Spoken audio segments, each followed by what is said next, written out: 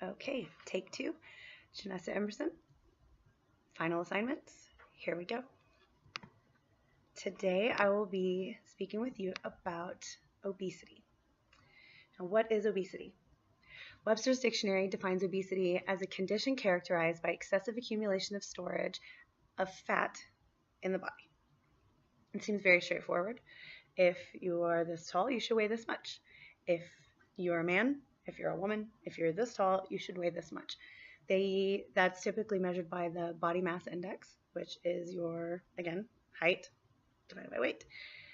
It applies to men, it applies to women. It's very straightforward. It can be a little misleading sometimes for people such as myself. For example, I'm 5'4", but I'm very muscular. So when I'm 135 pounds, I look unhealthy because I look too thin and it's not aesthetically super pleasing. But according to the BMI scale, I'm still overweight. I am 124 pounds for my height is the cusp for going from a normal weight to an overweight. I haven't weighed 124 pounds since I was in 7th grade. So it's not always accurate, but it's a good starting off point, and it makes it easy, statistically speaking, to look at populations at large as one number, BMI. It's pretty straightforward. The Obesity Medicine Association defines obesity. I like this one better, but it's a doozy. A chronic, relapsing, multifactorial neurobehavioral disease wherein an increase in body fat promotes adipose tissue dysfunction and abnormal fat mass physical forces, resulting in adverse metabolic, biomechanical, and psychosocial health consequences. That's a mouthful, but it's really good. So let's break it down a little bit. It's worth spending some time on. So chronic, long-lasting. Relapsing, meaning it comes and goes. I know yo-yo dieting probably isn't anything that you haven't heard of, and oh, during holidays I get really big, or oh, I got to get my summer body on. So overweight isn't something that once you have it, you always have it. You can lose weight and have a healthy lifestyle and be doing well, and then relapse, just like a drug addict, into an unhealthy state of being again. Multifactorial, meaning it's not one thing. There's not one certain cause that, oh, if you have that, you're going to be obese. And I'll go in a little bit more into all of those multifactions here in a little bit. Neurobehavioral.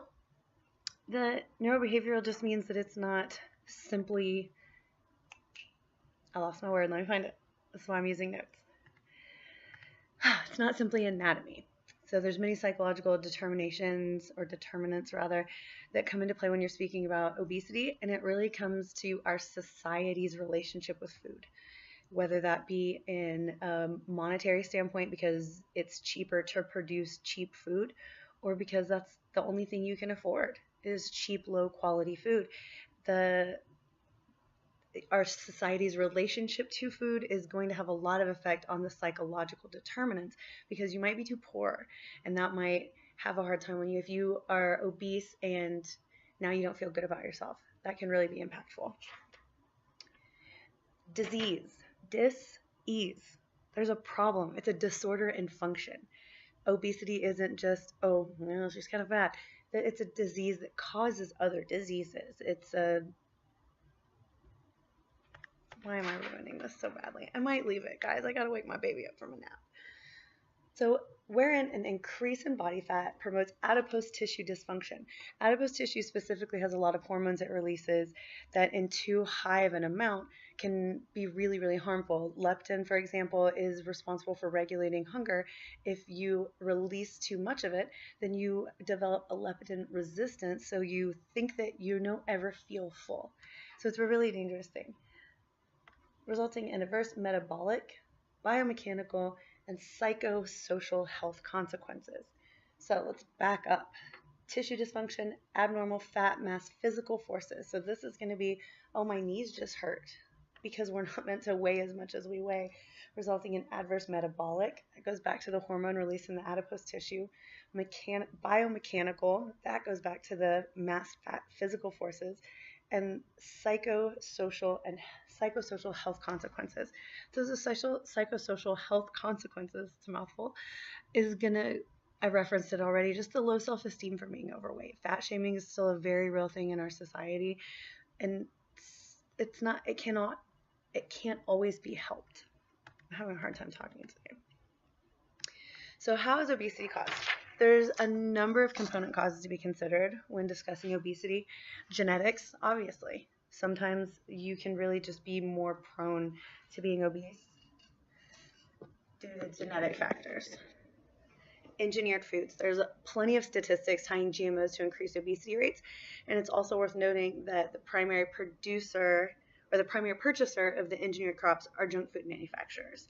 So engineered foods are cheaper to produce, so they can sell them in bigger quantities to companies that are producing empty food with them, and that's what we can afford to buy sometimes. Food addiction. It's worth tying back to the neural behavior implications of the physical manifestation of obesity. So food is addictive just like anything else, especially when we are designed very early on socially that food is a reward or food is a comfort. It can become very much that. A heroin addict is comforted by heroin. A food addict is comforted by cake or pizza or Alfredo or whatever their particular drug of choice is. Aggressive marketing, and this is especially damaging in children as positive associations are created that can have lifetime implications. My mom would never buy me Lucky Charms, and not because she was health conscious, but because they were expensive. And I always wanted them, and they were a treat when I did get to have them, and it was very exciting. And I still to this day will buy my children Lucky Charms when we're not a house that does that. But if I'm treating them, I buy them Lucky Charms. So the marketing affected me at a young age, and now I'm passing that nostalgia of marketing on to my children. So it is more important than people give it credit for. Insulin imbalance and leptin resistance. Again, back to the adipose tissue dysfunction. If you have insulin issues, that's where we get into diabetes and the health costs and health issues incurred with the increase in diabetes rates. Food availability. The availability of healthy food has an incredible impact on obesity rates. If the only food you can find for purchase in your neighborhood is from a gas station, a diet of chips and beef jerky washed down with a big gulp Mountain Dew because all of that A can be purchased on your food stamp card, B is the only thing that maybe you like at the store that's closest to you, which happens to be a 7-Eleven or a Circle K. So that's a quick route to not only weight issues, but just health issues because those foods are nutrient deficient in the biggest way.